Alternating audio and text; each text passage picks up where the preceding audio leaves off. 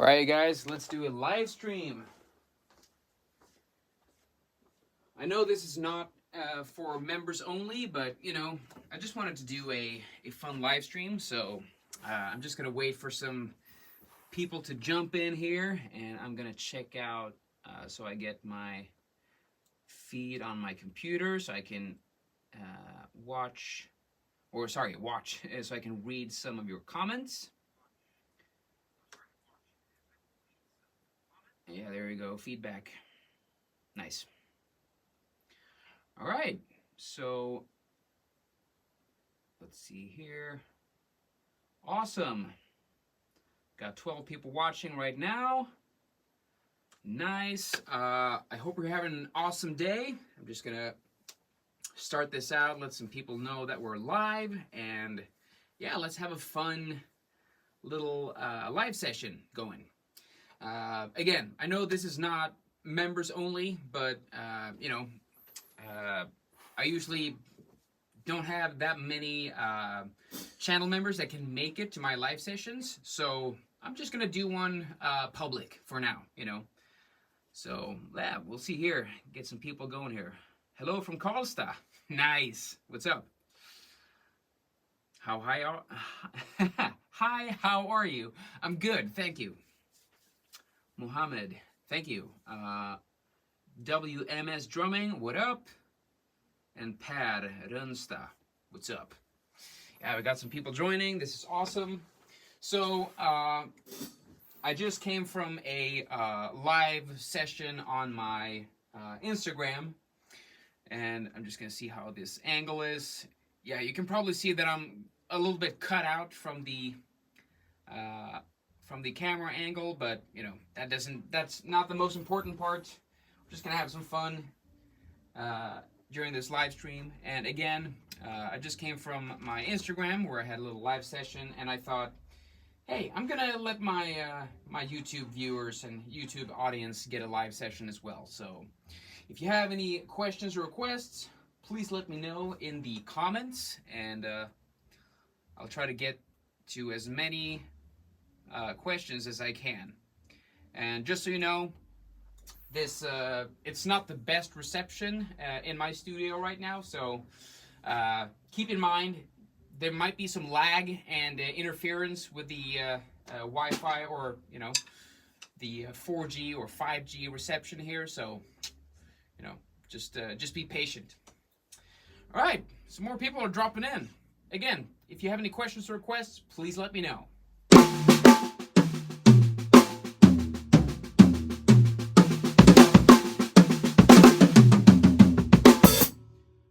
Hope the sound is, you know, fairly all right anyway.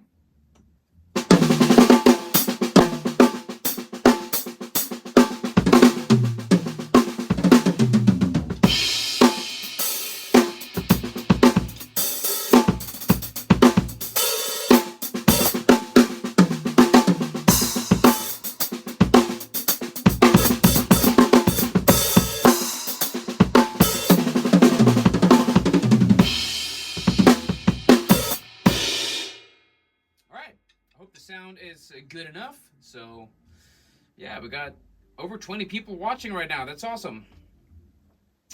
Okay, here we go. We got Rob Warner asks, what drum heads are you using on this kit?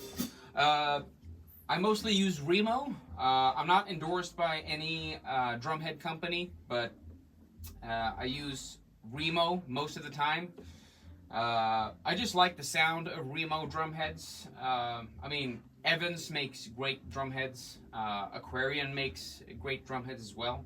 But I don't know, Remo speaks to me in a different way than some other brands. And on my toms, on the batter heads, I got the Remo coated Emperors.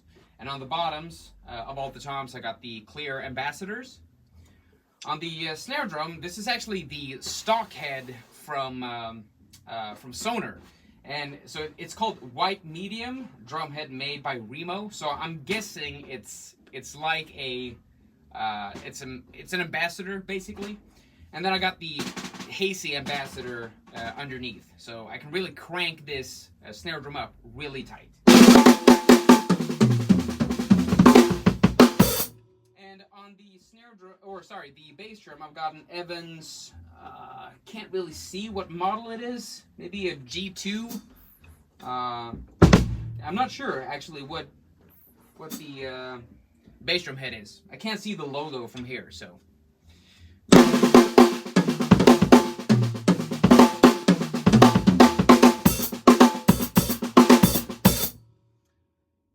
Hello, good morning from Malaysia. Nice.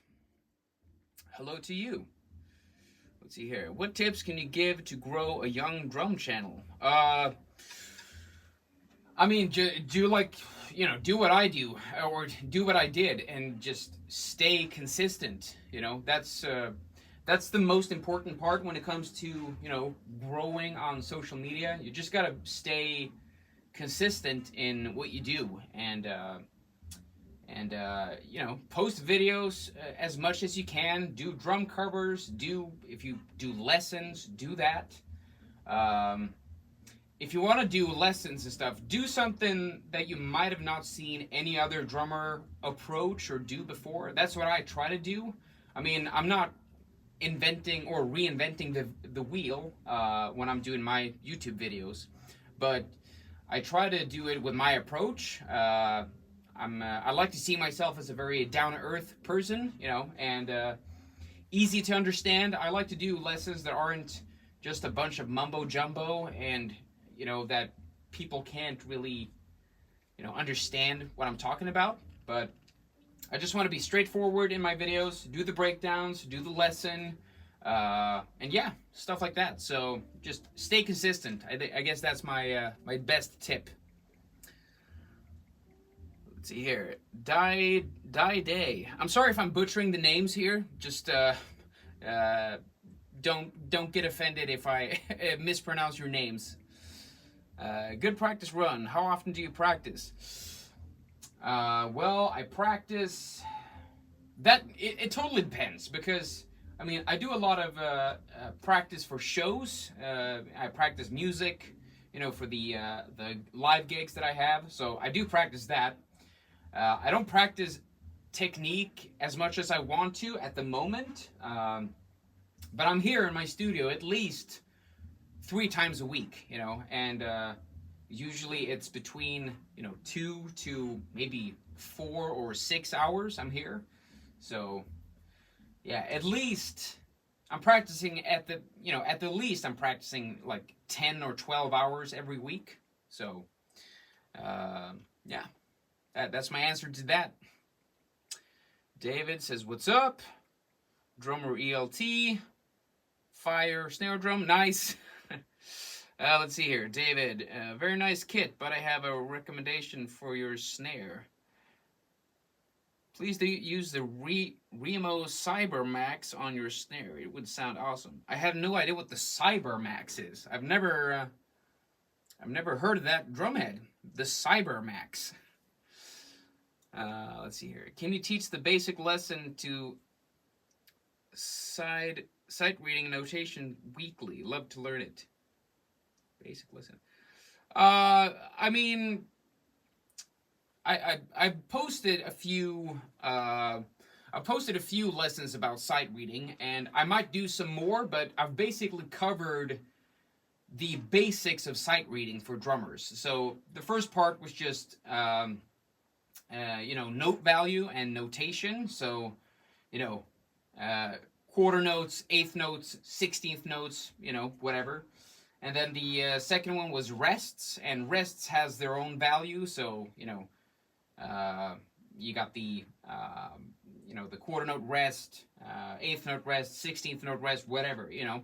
So I've done that. I did a video about dotted notes, how to count and how to read dotted notes. And then the fourth, and it's not the final one, but I'm going to pause my recordings of making sight reading videos for a while. But the fourth one is about how to read drums, you know, the notation for every drum on the drum set, you know, and how to read that. Like the X on the top of the line is the hi-hat.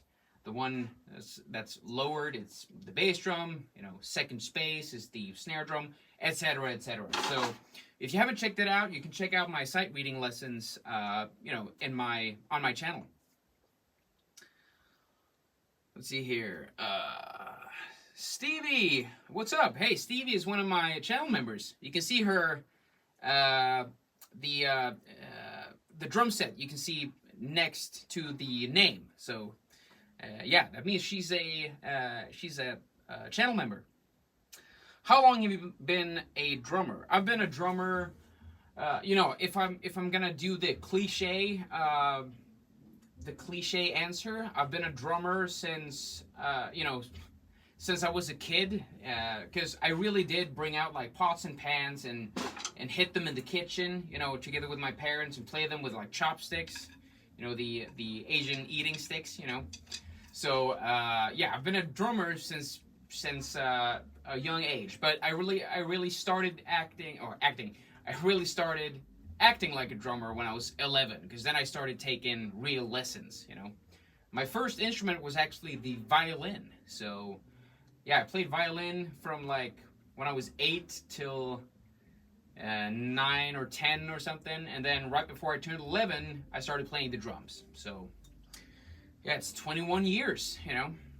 20, damn. Time flies, you know. Hello from Hong Kong. Let's see here. Groove Hub. Do you use Paiste cymbals only? Yes, because I'm a Paiste artist. Got the Formula 602 15-inch hi-hats. Modern Essentials, by the way. I got an 8-inch and 10-inch Paiste Dark Energy Splash. I got a 20-inch Signature Traditionals thin. I got the 12-inch Slash Stack. I got a Modern Essentials 22-inch Ride. And right here is a 22-inch thin. So I got like 10 Paiste cymbals, but these are the one that I use on my setup at the moment. Let's see here. Sasquatch 011. Friend, here to bask in your greatness. With love, Marshall. Oh, what's up? Marshall. Let's see here. How are you? I'm doing good, drummer 58 FA320. I'm doing good. Let's see here. David, the Cybermax is usually used in the Scottish pipe music on the high tension snares, but it works on a regular snare drum as well. I use this head since years back, and it makes every snare drum sound greater. That's interesting. I wouldn't put a you know, a marching snare or like, you know, drum corps head on my snare drum. I think it would sound too poppy, or like it would basically sound like this. You know, I don't like that sound. I want it to be big and open.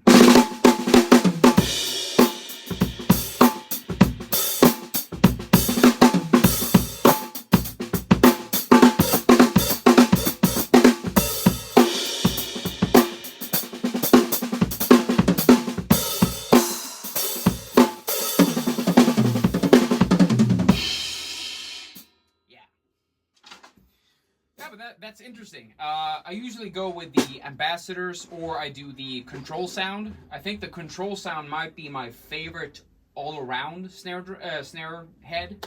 But you know, the ambassador works great if you want to really crank your drum and still have a, you know, a nice bottom or low end to the snare drum.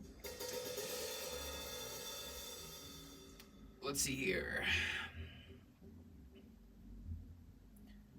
It's made out of thick Aramide Technora fiber. Yeah, I mean, I don't know, man. It's not gonna fit me, because I've played marching snares before, and I do not like the feel of it. I mean, I know they're supposed to have like a super rapid, you know, jumpy effect because you're playing really fast, but I don't know. I don't want that on my snare drum.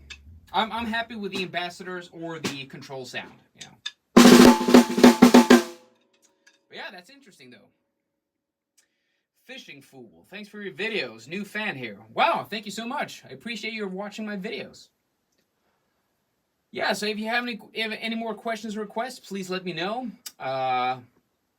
Let's see, what should I show you guys? All right, so I mean, I think I've talked about this in one of my earlier videos on the channel, but one of my favorites or rudiments to just use as a groove is the paradiddle.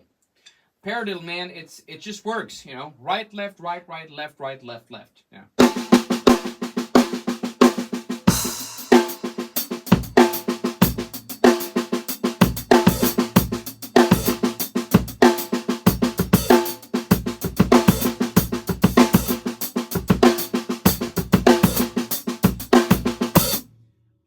It works so well to, you know, with creating a funk groove out of the paradiddle, so just...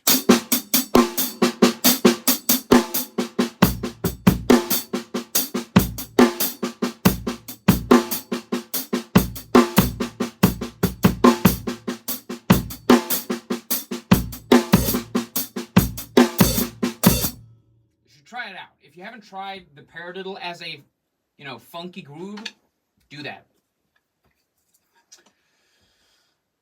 Let's see here. Maybe you could show us some fun fills as well. Yeah, I mean, fun fills. I post them all the time. Oh, by the way, if you haven't seen it yet, you can check out my latest video.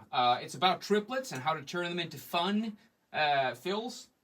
So one thing you can do, and I'm mentioning this in the video, and so if you know the eighth note triplet, you know, 1 and 2 and 3 and 4 and 1. If you switch the ghost notes, you know, if you switch those to diddles or double strokes, you get this.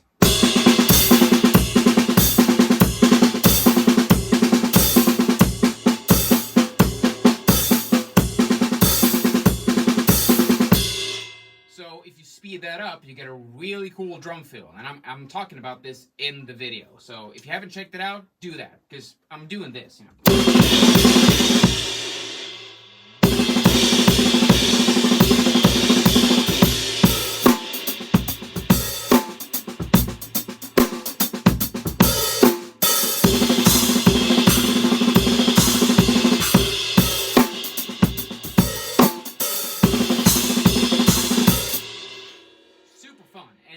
It's a great exercise for, you know, developing your double strokes or working on your double strokes. So super fun. Let's see here. Marco, the outdoor drum vids brought me here. Outdoor and drums, perfect match. Love your vids, very helpful for beginners like me. Nice, Marco. Thank you so much. That's very kind of you to say. And yeah, I love playing outdoors. The forest sessions that I did with my girlfriend, they were super fun to do.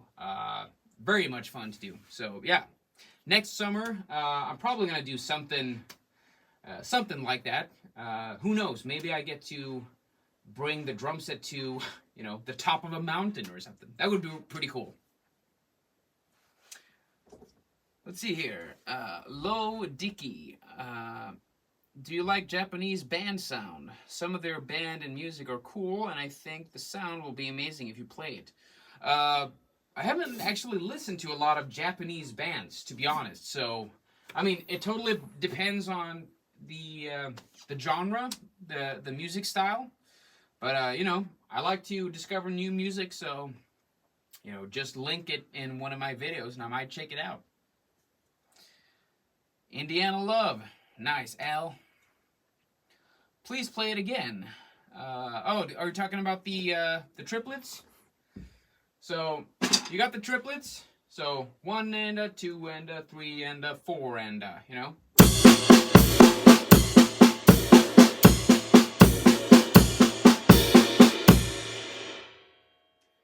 If you switch out the ghost notes and play them as double strokes instead, you get this.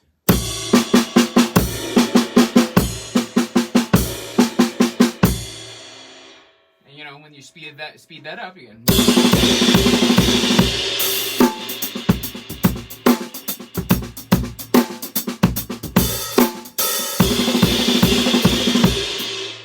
Really cool drum fills. check out my latest video that I posted public today. So it's all about, you know, having fun with triplets.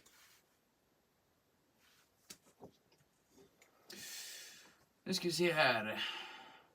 David Dahlberg. Tips för att jobba på teknik för hi-haten med högerhanden.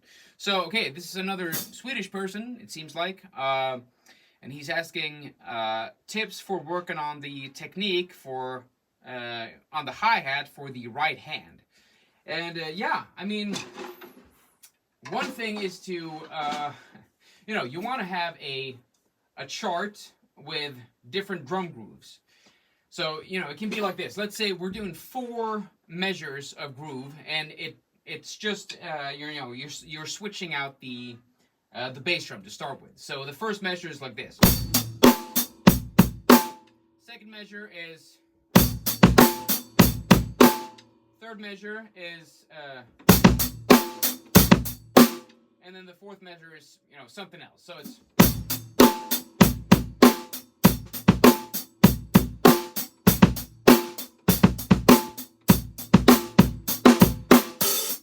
So if you practice that and you do different subdivisions with your right hand on the hi-hat, that's going to be a great workout for your hi-hat technique. So, for example, you can play the groove just, you know, with equal strength on the hi-hat. So it's...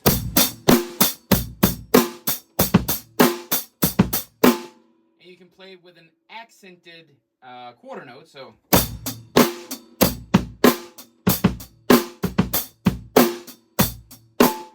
And you can do the exact opposite, and you can play the accented upbeats. So,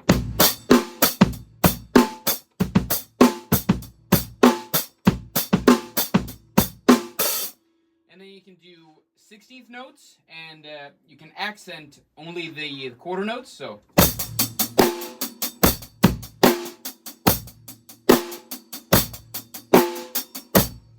and you can do accenting the second 16th note.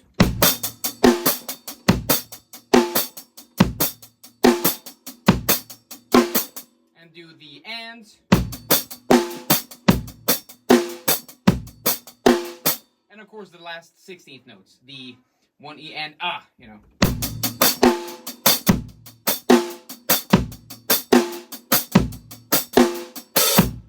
Actually, if you want to check out, you know, that kind of technique practice, you can check out one of my latest videos. It's from a couple of months back, but it's called, you know, this is how you like, oh, what is it? The thumbnail is, this is gonna make your hi-hat dance.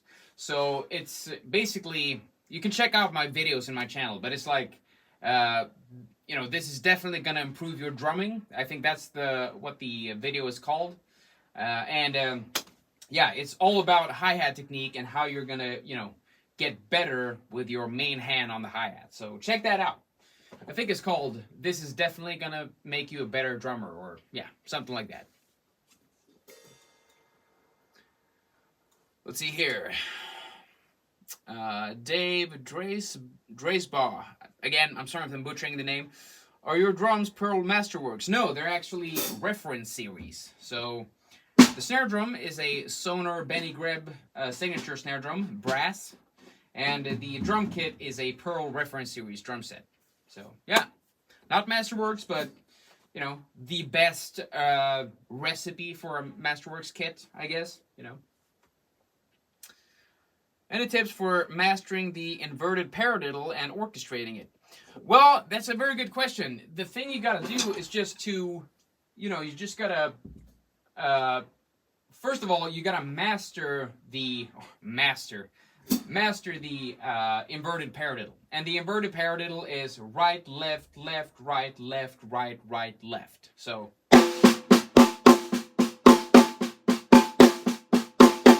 And what I do, like I just did here, I like to accent the single strokes. So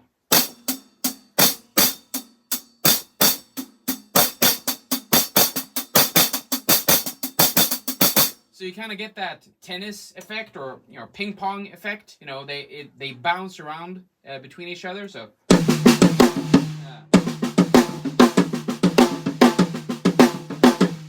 And then after you've mastered that, you can start speeding it up.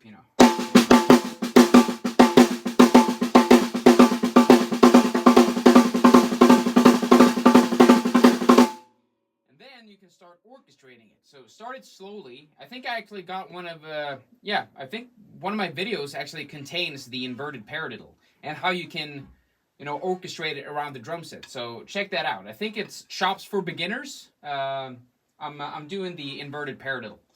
But yeah, so then you can orchestrate it by going, I always keep my ghost notes on the snare drum, so then you can play it on the cymbals as well.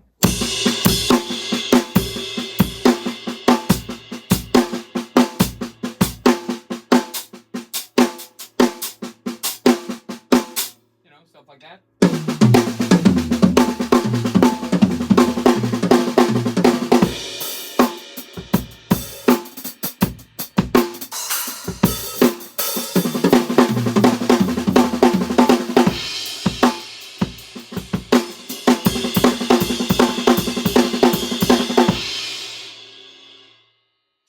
First of all, you just gotta, start with getting the inverted paradiddle down on the snare drum. Just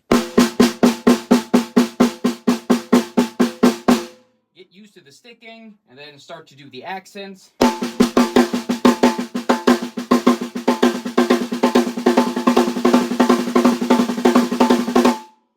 And then you can start orchestrating it around the drum set. Let's see here. Wow, thanks for the great support. No worries, man. If I lose timing, is it because I'm not counting? No. So, counting and keeping time are two different things.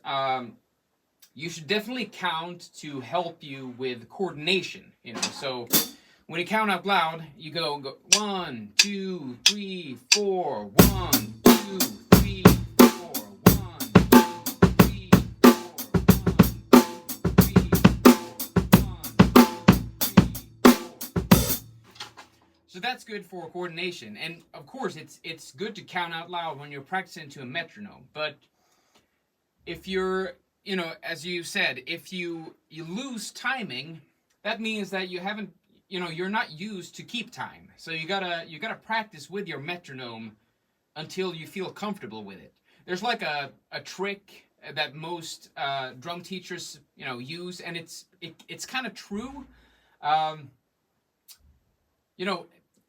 When you practice to a metronome, when you stop hearing the metronome, that's when you're in time. When you can relax and just play the groove and play the fill, and you don't even think about the metronome, then you're comfortable with the click track. So if you have a click that goes, I can't show you with a metronome because I don't have the streaming deck for this, but let's say I have a metronome and it's...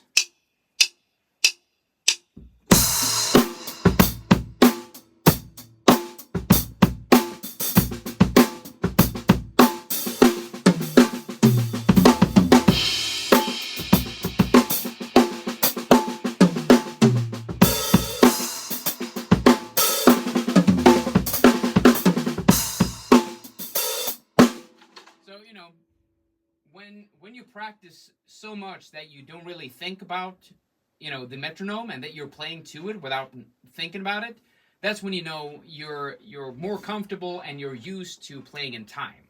So that's the main difference. It's not about counting. Counting is very good for practicing with a metronome, especially when when you're playing certain rudiments and stickings that are challenging.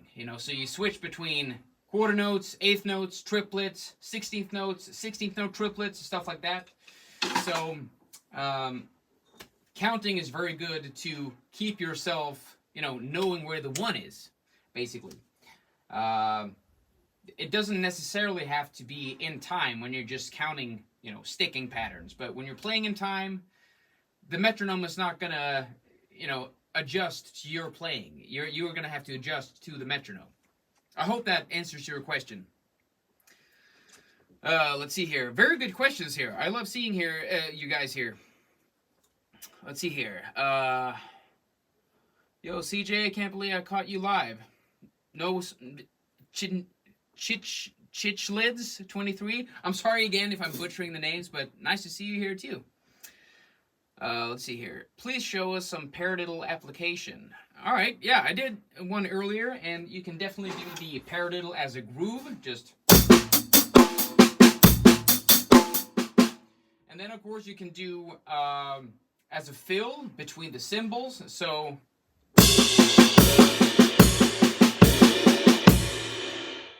The cool thing here is that, you know, when you're playing the paradiddles, you shift between your right and left hand lead. So then you can play paradiddle, paradiddle, paradiddle, paradiddle, 1. You know, that's a pretty cool feel.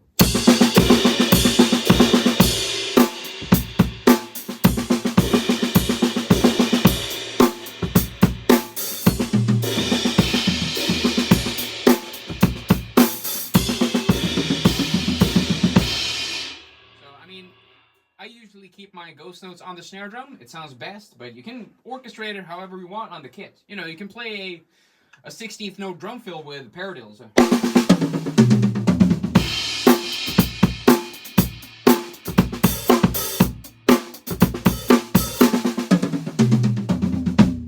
That's pretty cool too. Hope that answers your question. See here. I've heard a lot of debates that practicing on something like a pillow doesn't give much effect on the wrist. What's your take on that? Yeah, it does. I mean, if you practice on a snare drum or a practice pad, you know, you have a natural rebound on the stick. So this is a very what's the word?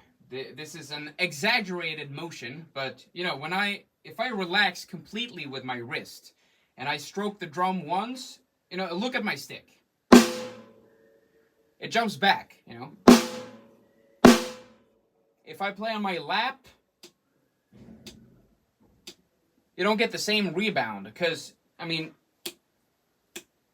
so of course it's going to have an effect on your wrist. So I don't know where you've heard that, you know, practicing on a pillow doesn't make your wrists, like, have to work more. Of course they do, because the rebound is way lower, you know. A snare drum or a tom, you know, they're... Even floor toms work, they're way lower tuned, so the rebound is usually not as intense as from a snare drum, but... You know, if you practice on a practice pad or a snare drum, it's... If you practice on your lap or pillow, you know, it's definitely not the same response. So, I have no idea where you've heard that, but practicing on a pillow, I mean, you don't have to. I haven't spent too much time practicing on pillows, but, I mean, it doesn't hurt. So, that's my take on it, I guess. Let's see here. Marco, would you use a paradiddle more like a fill or some kind of groove?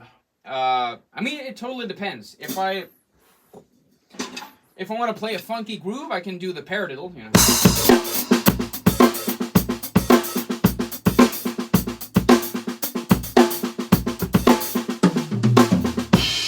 And then I can do a paradiddle fill there too. So one, you know, paradiddle, paradiddle.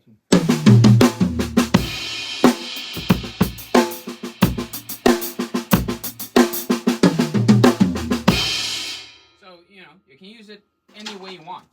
I usually don't focus on just one rudiment when I'm playing grooves or fills. So, I mean, I usually mix between using like the first half of a inverted paradiddle. You know. So I do like a. You know. So. You know, I usually don't just stick with a paradiddle, it works totally well as a drum fill, you know.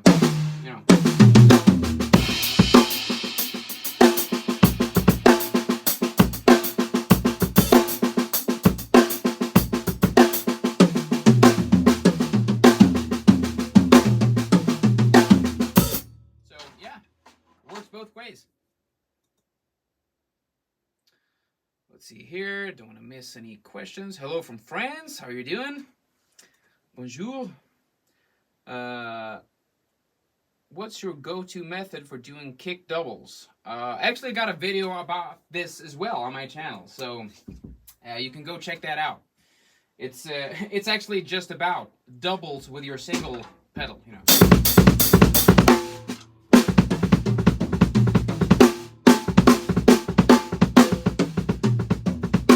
go check that out. Doubles with a kick.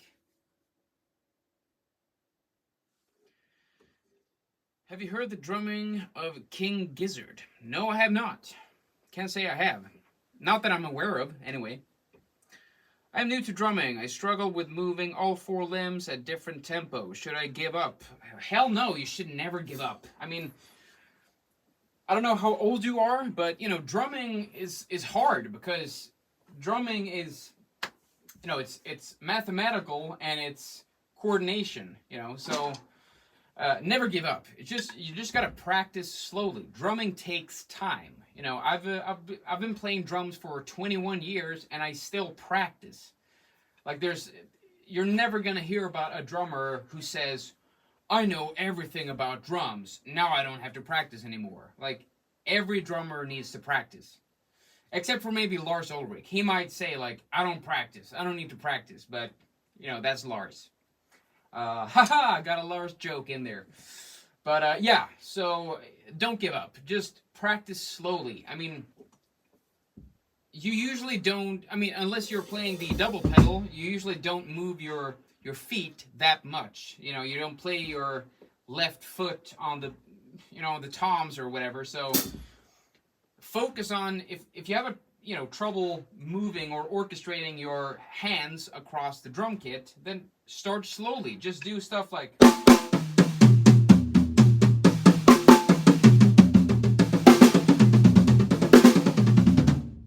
stuff like that. You can try playing more open-handed, so...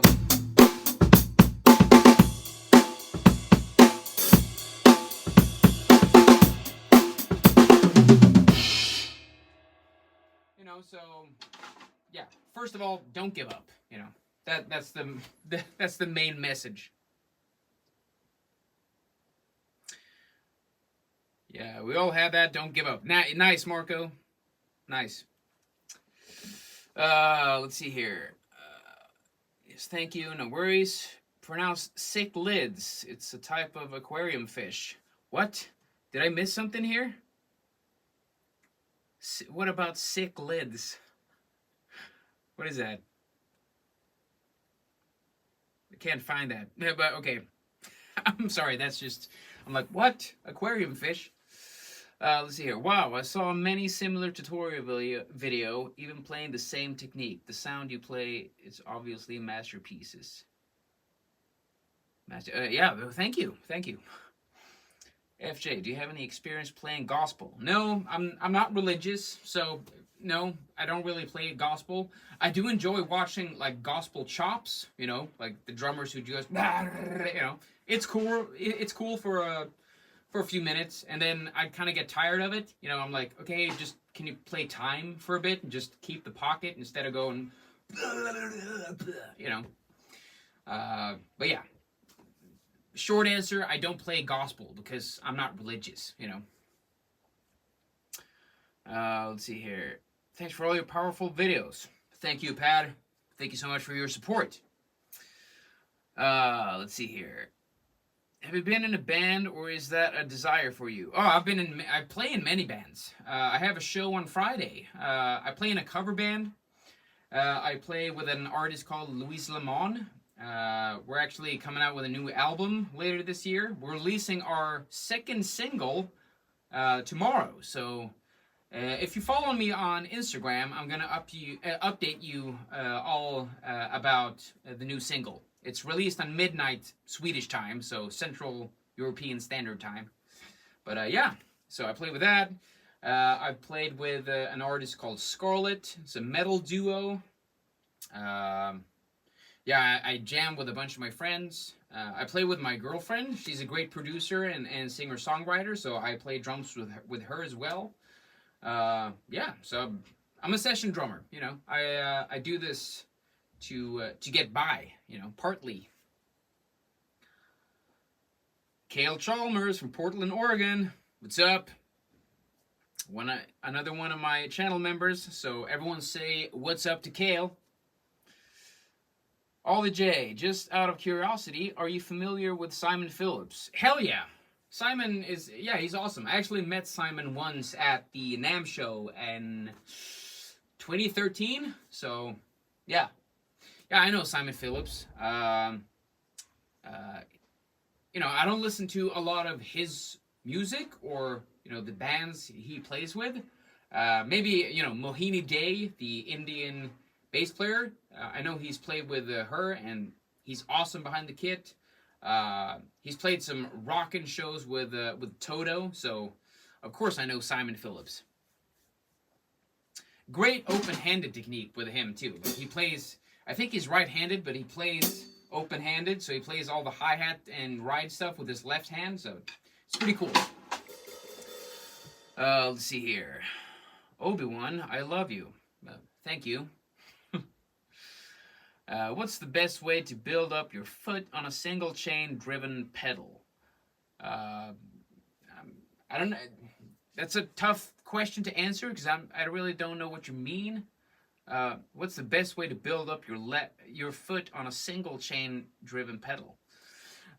I mean, one thing you can do is first loosen the springs.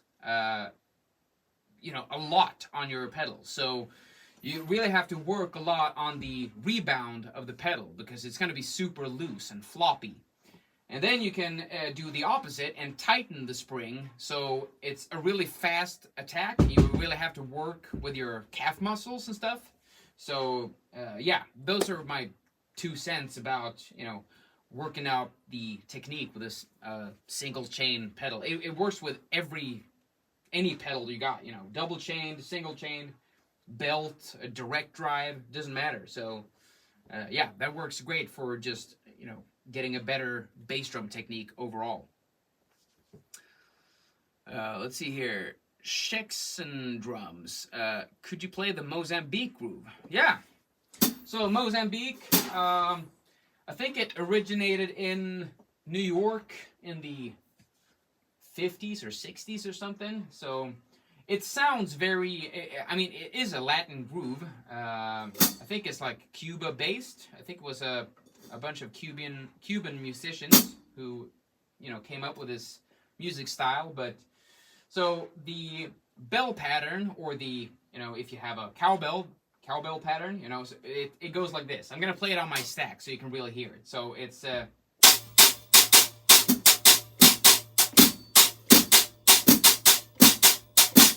you got that. Yeah, you know, I'm keeping the time with my hi-hat. So 1, 2, 1, 2.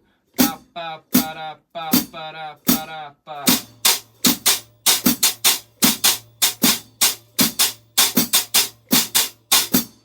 The bass drum usually plays.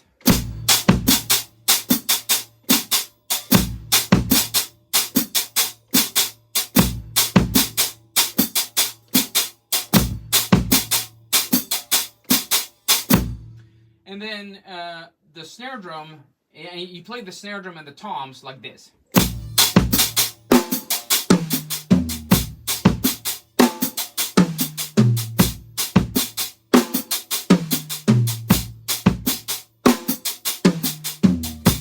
So that's the Mozambique.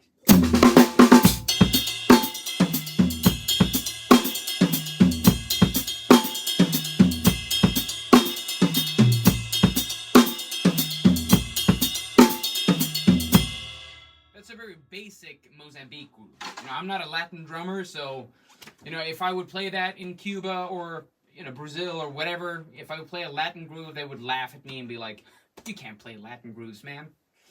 But yeah, I love playing them because they're great for coordination and limb independence as well. Let's see here. What's your take on the direct drive pedals versus chain pedals? They have their, you know, they both have their pros and cons. I've actually owned a direct drive pedal before. I don't have it right now. Right now I'm using the Tama Speed Cobras, and these are double chained. So I don't know. I really like the heavy feel of a pedal.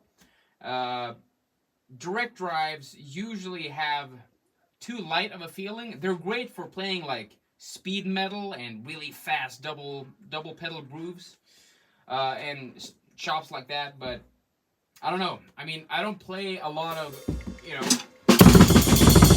I don't play a lot of like blast beats and super fast metal stuff. So I actually like a heavier feel on the pedal. So, you know, pros and cons, to each their own. I would love links to all the songs you drum on. Oh, that's very kind of you. I'm not sure I can find all the links and put them on my YouTube, but you know, if you head on over to my Instagram, you can check out tonight one of the albums that I play on, or one of the songs. We're gonna release the album in a few months, I think. Let's see here. Martin Smith. Hey, bud. I'm having a bit of trouble with bossa timing with the kick right now. Any ideas of an easy fix? Well, sadly, Martin, there isn't an easy fix to anything when it comes to drumming. You just gotta work on it slowly. So, first of all, what most drummers, you know, in their early stages really don't think about is to play super slow. I know it's boring as hell, but you gotta start slow before you can, you know, go faster. You gotta crawl before you can walk. You know, you gotta walk before you can run. So, first of all, you know, the bossa nova pattern, it's 16th notes with your hi-hat. So,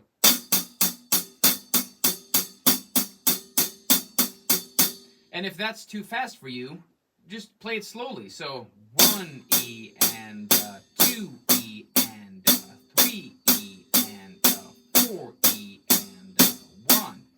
So play it really slowly, and then the bass drum plays on the 1 E and So it always plays on the quarter note and the of all the beats. So 1, 2, 3, 4.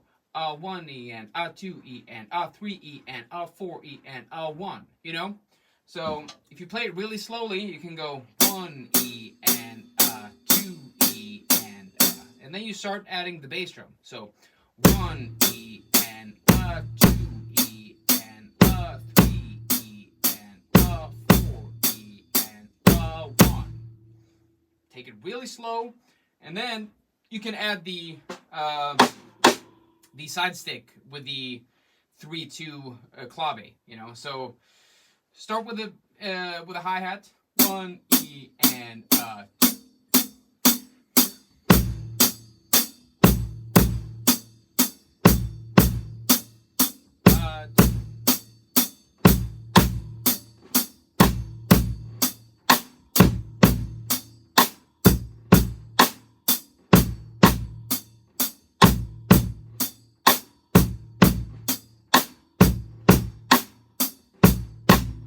Start it really slowly. You know, as soon as you get that coordination down, then you can start speeding it up, you know.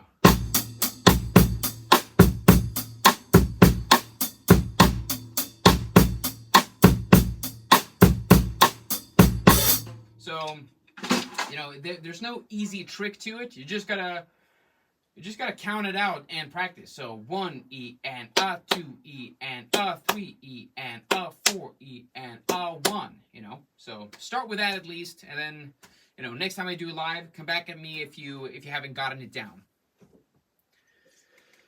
Let's see here. Is your snare drum ASBA? I'm sorry if I'm just pronounced that. ASBA. It looks like the one. This is a Benny Greb signature brass snare. So it's made from by Sonar or Sonor as it's pronounced. So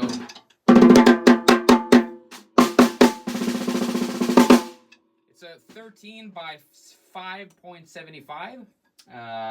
This is my favorite snare drum of all time. I do have 7 snare drums. I love them all, but I use this one the most right now because it's, I don't know, I just love this snare drum so much. Let's see here. Who's your favorite drummer and why? You know I can't answer that, man. It's just too hard to answer a question like that. It's you know, I love so many drummers. I have so many favorite drummers, and you know, I can't answer that. It's Vinnie Colaiuta, Danny Carey, Sheila E., Gavin Harrison, Steve Gadd. I mean, there's so many. Annika Niles or Niles. Yeah, it's there are too many. I love so many drummers. Let's see here. Oh, we got Dave Chappelle here. Dave Chappelle 100. How do you mix up your drums? The sound in your videos is incredible. Thank you. I appreciate that. I'm glad you like my sound. The mixing process, you know, it takes too long to explain in this live session. But I run everything through my interface into my DAW, which is Logic Pro X. And then I mix it from there. You know, I add a little bit of EQ on every drum, some compression, and then I actually bus. I create a track stack of all my channels, and then I bus that entire track stack to a master bus. So in the master bus, I put on some limiter, some multipressors, a stereo spread. So yeah, I just do, it's very little, you know, in terms of mixing and mastering, but I'm glad you like my sound. It takes too long to explain in this live session, but I might do a video on it later. I don't know, maybe this year, maybe next year. I might do a mixing video and how I mix my drums. So yeah. Hey CJ, any tips on intermediate drum grooves with a very bass beat, nice bass beats? Yeah, I mean intermediate drum grooves. You can take any drum groove and then make it intermediate by, you know, just changing the hi-hat pattern. So let's say you have this groove.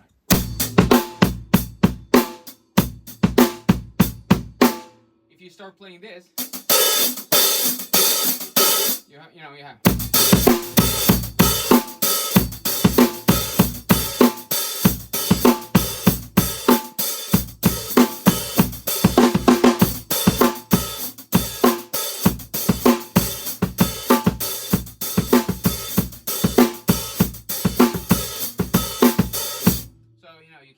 Turn anything into a more difficult groove by just changing the hi-hat pattern.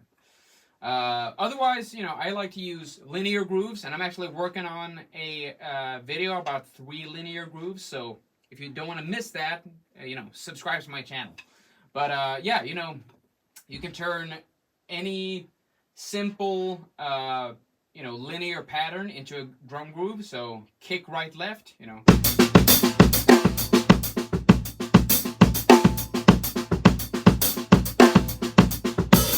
That's pretty hard, you know.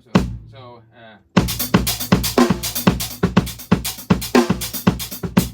as soon as you start mixing up, you know, different cymbals, stacks, the ride bell, toms, whatever, you know, as soon as you mix that into a regular groove or a groove you're used to play, you're gonna feel, oh man, this is way harder than I thought, you know. So you can play this.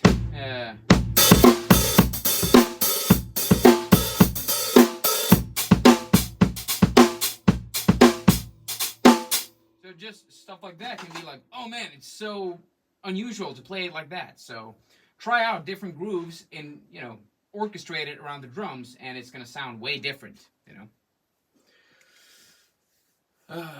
Great advice. Thank you so much. Glad you like it, Martin. Okay, I'm gonna answer just a few more questions, then I gotta get going because it's 9:45 here in Sweden. But I'm gonna do one last question here. Let's see here. If I want to play band sound better, what kind of technique or exercises is important? If you want to play in a band, well, first of all, this is a great last question I can answer. So, if you want to play in a band, first of all, you got to listen to every other musician on stage. So, or in the practice room. So, listen to the guitar player, listen to the bassist most of all, because the bass and drums, drum and bass, they go together really well. That's the core of any rock, pop, fusion, whatever band, So listen to all the bandmates, and of course you got to have your timing down. So you got to practice with a metronome and stay on top of the pocket. So I don't know what band you want to play in, but 99.9% of all the music that actually gets listened to a lot and sells and whatever, it's just about keeping the pocket. So you just gotta have a solid groove and good sound when you're playing. Just 1, 2, 3.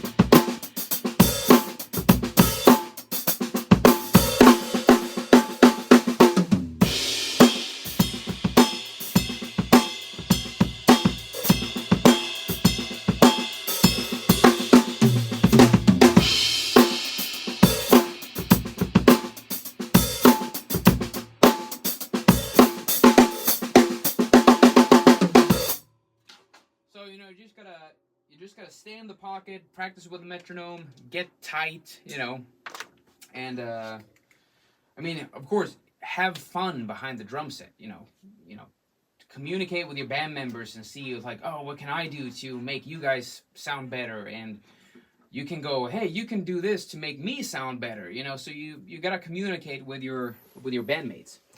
But yeah. Everyone, I gotta go. Thank you so much for watching this live stream. It's been awesome.